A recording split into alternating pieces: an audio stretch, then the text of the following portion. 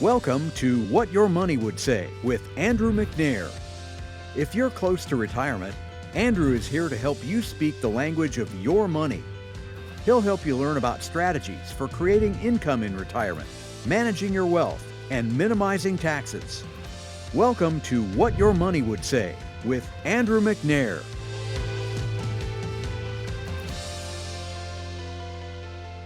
On average, we go through a recession every 6 to 7 years in the U.S. So chances are you'll experience a recession or two in retirement. One of the big questions we want to help you address today: do you think your finances can handle a recession?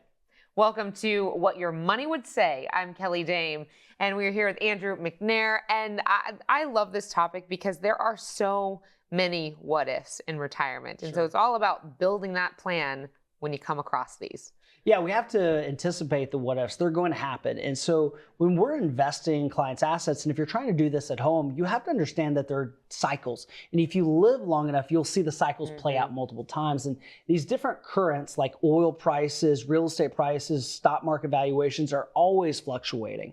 So if we do a good job diversifying for our clients, I like to say that we should be apologizing all the time, meaning that when the real estate market's doing well, our real estate investments with clients are high-fiving and we're really excited about those, but maybe the stock market's not doing so well. And the same with energy prices and interest rates. They fluctuate in different ways. And so when we build a retirement portfolio, we want to integrate a lot more diversification that most clients initially are familiar with. Most are familiar with that pie chart on their statement that has stocks and bonds, but I would encourage you to integrate things like owner finances, passive real estate and active real estate, as well as stocks, ETFs, mutual funds, the traditional assets. And so when we do that properly, it's kind of like a sailor that is not just hoping for good weather. Of course, we want to do that, but we have to assume that bad weather is going to come and that we just can't sit there. And you've probably heard this: don't worry, the market will come back. That's a famous thing that financial advisors say. But if we do that, we'll be sunk as a sailor. You got to batten down the hatches as a sailor. So I'm not a sailor. I hope I said that correctly. Maybe it makes no sense, but you know what I mean. It plays well. Now, one of the big concerns during a recession and an economic downturn could be job security, right? Sure. So what do you say to somebody who may be laid off from their job and is really concerned about what that means for their retirement? Certainly. So it's been said that during a recession, maybe the neighbor that you have down the street may lose their job, but in a depression, it's when you lose your job. And it really hits home when it's personal. You know, regardless if it's a depression or not, we don't want to make rash decisions. This is why it's so important to have a 3 to 6 month emergency plan in place so that if there is a job loss, maybe your spouse is been laid off, that you have a plan for the temporary, but we need to make sure that we have a financial plan that is going to stomach those ups and downs, because every career, every industry is going to have a feast and famine, and that shouldn't derail your retirement if there's a layoff in it. Let's talk about the timing of that plan and the benefits of starting sooner rather than later on a retirement income plan. Yeah, it's essential to start early and take action now. I mean, I'm shocked at the number of families that meet with us, for example, that don't have, let's talk about estate plan. They don't have a will, a power of attorney, a living will, or a trust. And again, they're hoping for fair weather. But just like that sailing analogy, when those storm clouds roll in with a health diagnosis, sadly, the loss of a spouse, if we're not careful and we don't have those legal documents in place, we can be caught off guard. And so it's really important to get your house in order. And so we want to get not our ducks in a row, our swans in a row. And I hate to be the bad messenger sometimes that families don't want to talk about those subjects, but we've done it so many countless times that between Scott Malik, the estate planning attorney, and I, we can help you and your spouse navigate these really tough decisions about end of life and disabilities without upsetting any feathers. Well, and you mentioned Swan, and with Swan Capital, the sleep well at night. You also have a sleep study that I think allows people to see if they have questions and concerns. Here's where I'm at. Absolutely. And here's where we go So with a sleep study, it's the summary of all of our findings after we meet with a family. So this is a complimentary 1-hour visit with one of our financial planners where you can sit down, and again, we're buying 1 hour of our financial planner's time and donating that to the community so that you can get your questions answered and make sure that you're retirement ready. And the worst case happens is you come in and we tell you have straight A's in retirement, your financial advisor's doing very well, and or you're do-it-yourself and everything you've done is prepared. That's the worst thing that could happen is we give you confirmation that everything is in place. Now, what's the opposite? The opposite is maybe you do need to make some changes and maybe there's something lurking and maybe there's a diagnosis that needs to be made about your finances. Well, how fast would I want to know about that? As soon as possible. Yeah. Well, I'm going to also make you continue to dig around in the toy box down here. We've got a few assets. You have a binder that I would love for you to show people. Does that sleep study go in this binder as well? It's just kind of a lot of information that people are going to need. Yeah, and this is something you should build at home. If you don't already have one of these, we build this for every single client, and this is your swan binder. So every family should have their trust, their will, their power of attorney, their living will, the legal's all in here. Then 2 years of tax returns. Why tax returns? Because sadly, people that pass away still have to pay taxes, believe it or not. And then you should have your investment statements, the most current. Now, I don't know about you, but I have some relatives in my household and my family, and they have almost too many things. You don't want to have statements all the way back to the 1980s. So what we do is we give you a list of documents you need to have. Everything from auto insurance, home insurance, down to the DD-214, your discharge paperwork for your military records. Why? Because when families need this, your kids, your grandkids, you don't want a 1,000-piece puzzle thrown up in the air with no way or rhyme or reason on how to put it together. Instead, this kind of binder with this methodology gives your family the peace of mind knowing that they are going to have a plan and a person that they can turn to. I love that, especially in moments of need, right? When you're maybe thinking about things emotionally and need it all in one place, which is why thanks for showing that. I think that binder is just so helpful. And also a fan favorite, right? Whenever the binders come out. And we would love to get that list of documents out to anyone that requests it. So be sure to reach out to our office and we'll be happy to share that information. Fantastic. Okay, well, we will have a lot more coming up here in just a minute. Andrew is actually going to help you tackle some of the biggest risks to your retirement. And later in Money Talks Minute, Andrew explains the double whammy, it's not a game show, that can cause you to drain your retirement savings too quickly. What Your Money Would Say continues right after this.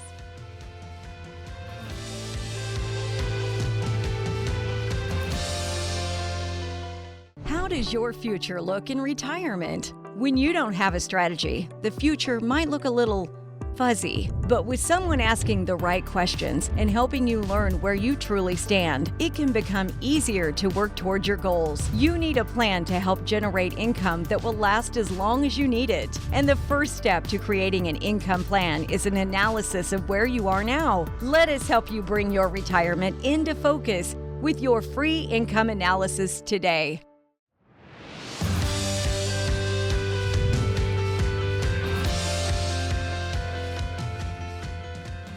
I'm back with Andrew McNair discussing how to financially survive an economic downturn. So, Andrew, let's talk about ways that people in or nearing retirement might want to start to approach their investment. Is it time to pull back on having too much in the markets? Yeah, I know this is going to be controversial, but everyone is telling you that the older that you get, the less risk that you should be taking.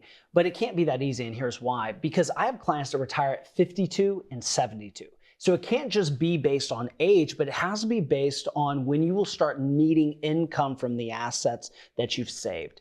And this is why we don't go with a boilerplate portfolio or a model portfolio. And this is a shock to many families that the local financial advisor that they're working with is oftentimes the person that's actually not managing their investments. Someone in New York City or St. Louis is, but we've chosen to build our own Swan proprietary portfolios in-house. So if you're trying to do this from home, you need to make sure that you have an income plan, a part of an overall financial plan that takes into consideration, especially if you're married, how much you will be spending in retirement.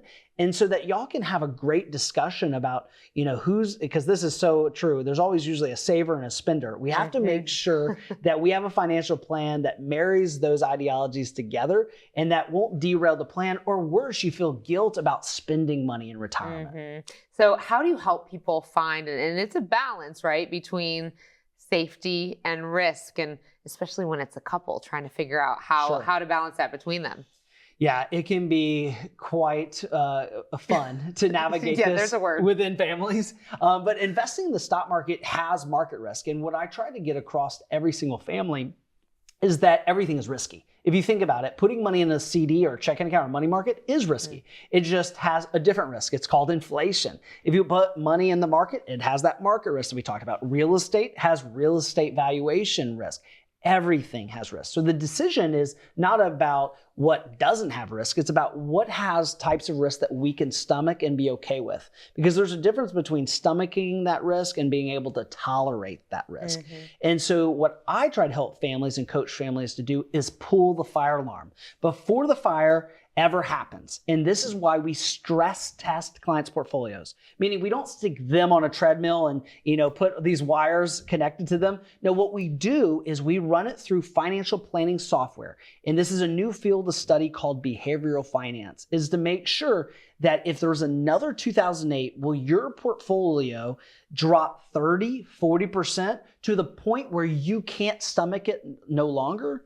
Or maybe in a 2013, when times are really good, you're only going to make about 15% while the market makes 32%. And so this type of feedback for a client that may have been investing with a professional for years or doing it themselves is fantastic feedback to have. You hear a lot when people say, if something happens to the markets, don't panic. What are your thoughts there when, maybe it's a little too late, the fire alarm has been pulled a long time ago and now, there's a lot of smoke, right? So at what point, what do you say to that? Well, in Pensacola, I'll give you an analogy. In Pensacola, we're home of the Blue Angels, of course. And there are many pilots who are hundreds of miles out from landing on a carrier. Well, they can do barrel rolls, they can have a lot of fun, but they can't do that when they're just a few thousand feet from the carrier. They have to watch their approach, they have to be careful. And so if you're a retiree and you're 5 years out from retirement, the last thing you want to do is get so close to the market that you will be retiring in, like a 2020 or 22, and then you have to wait 3-5 years for your money to recover from where it was. And this is why it's so important to work with a professional, even if it's not us, in starting to layer some of that stable value within your 401k or layering in some sort of bond alternative within your IRA so that if you're 3 to 5 years out from retirement, you don't have to put your retirement on pause. We've talked about this in other shows, but how do you find the right advisor? How do you know when this is the right fit or this is a direction I should be going in? Yeah, that's a great question to ask. I mean, there's an article that we give every single family. It's the 7 questions to ask a financial advisor. And it's an article that I wrote many years back because I was thinking if my parents had to do this, how would they go about asking the right questions? And just to kind of, put a spotlight on that article, one of the first questions I would ask is, do they have a financial plan?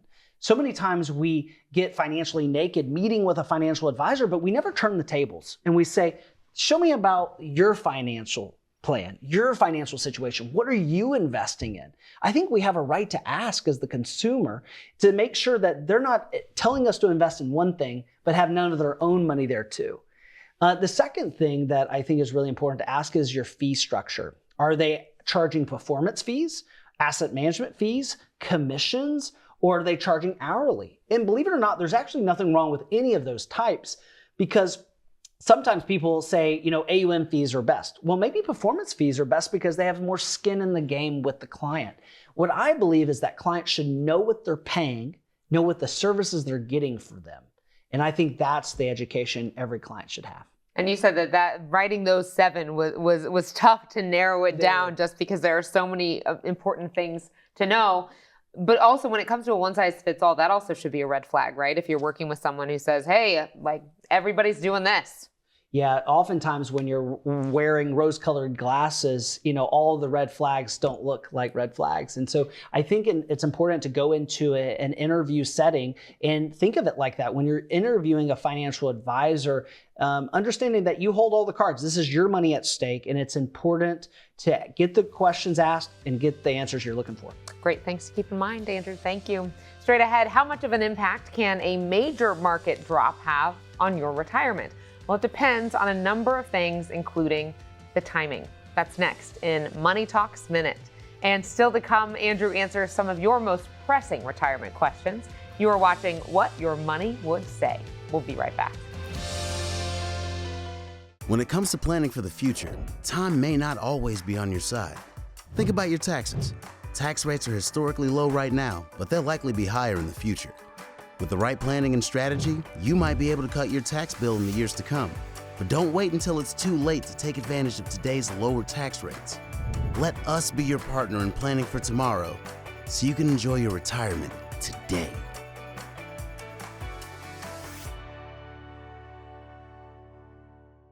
Planning for retirement can be complicated. Helping create income that lasts, making sure your health care is covered, investing while managing risk, and don't forget about taxes. If you're overwhelmed, you're not alone. The good news is we have what you need to give you confidence to start planning for your ideal retirement, all in one convenient resource. You'll get answers to some of your biggest retirement questions in this easy-to-understand, practical resource. And best of all, there's no cost to you. Take the first step toward a confident retirement and get yours today.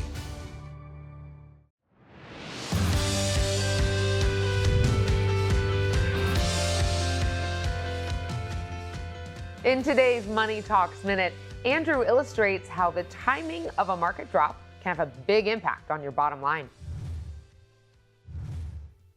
Hey, thanks, Kelly. I want to share with you the story of two brothers. And you may see yourself and maybe you have a sibling or a friend in this story, but I want to introduce you to Steve and Bill. So both are retiring with $500,000 in an IRA, and they both want the same kind of retirement. They both want to take $30,000 annually from their investments. And so I want to start with Steve. Steve retired in 2010.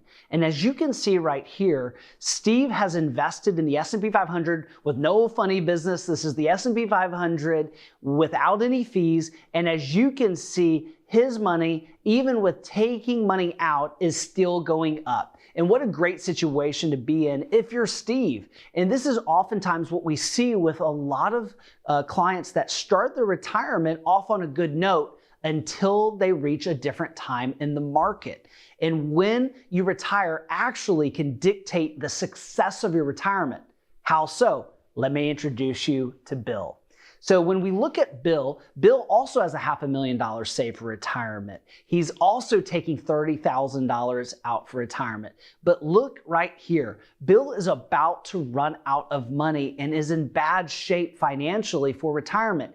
And it's not Bill's fault, and it's not to Steve's wise investment strategies. They both were invested in the S&P 500. What's the difference? What's the take? The takeaway is that sequence of returns is a real risk to your retirement, meaning that the year that your retirement could dictate the future of your retirement. If you retired, let's say in 2019, and then 2020 or 2022 were negative years in your retirement, it could set the cadence and the pace for the rest of your retirement.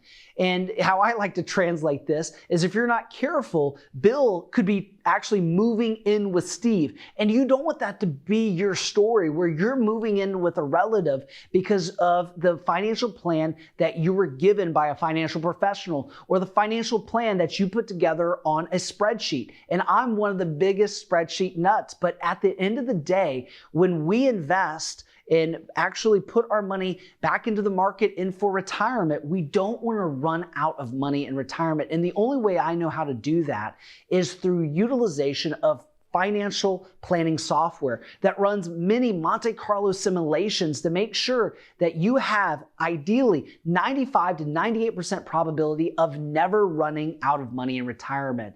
And this is something that we offer when we sit down with a family for a discovery visit, to sit down with you and your spouse if you're married and go through what your financial planning goals are, what income you need, standard of living. Do you need only $30,000 a year, or maybe you need $50,000 or $60,000 a year from your investments? And then what we show you is various times of the market, how your retirement would have held up with your portfolio today. And so if you're looking for that kind of second opinion, I encourage you to take us up on that offer by writing in this number into your notepad, texting this number so that you can get one of our free offers and scheduling a visit today. Thank you, Andrew. Have a question about retirement? Don't go anywhere. Andrew can help sort that out with the answers. That's coming up in our Q&A segment.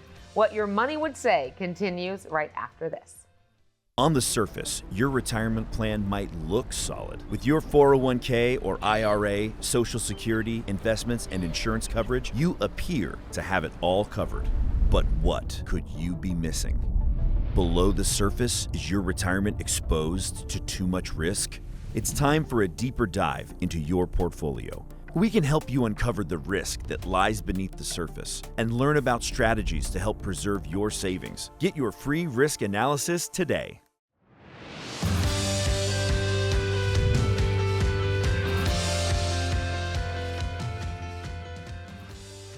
You probably have questions about retirement, and the good news is Andrew is ready to help you answer them. Easy for me to say, right? I'm not the one. Okay. Well, here's our first question. This is coming in from Dan, and Dan asks, I plan to retire in about 3 years, and I have a good amount in a target date fund in my 401k. Do I just let it ride there until I'm ready to retire? Or do you think I should start making adjustments now? Yeah, Kelly, this is a really good question because a lot of our clients have TSPs, and they call these L income funds or L funds that are made up of the various TSP funds that are offered. The same happens for Dan, who maybe works for a hospital, works for an employer that has a 401k or 403b. They have target date funds. Now, these target date funds, as you get closer and closer to that target date retirement, they shift away from the stocks, heavier into the bonds. But what we've seen, Dan, is that most of these portfolios have too much in bonds too early on. So sadly, what happens in a 2020 or a 2022, when the market actually goes down, those stocks are going down in value. And what does the target date fund do? It does the opposite. It sells stocks and buys bonds when we should be selling bonds and buying stocks. Here's another problem with target date funds. If, let's say, your spouse has an IRA and it's buying Google, right? But your 401k is in a target date fund, it may be selling Google. So you could be buying and selling the same stock within the same marriage, and you're paying the fees as the client. We know marriage is hard enough as it is without adding in, buying and selling Google, right? That's right, and then paying the fees to do it. This next question is from Kate, and she writes, we have several different investment accounts, and my husband is afraid of neglecting any of them. He spends a lot of time managing these accounts, rebalancing. Is this necessary? I think it might be time to get a professional set of eyes on what he's doing.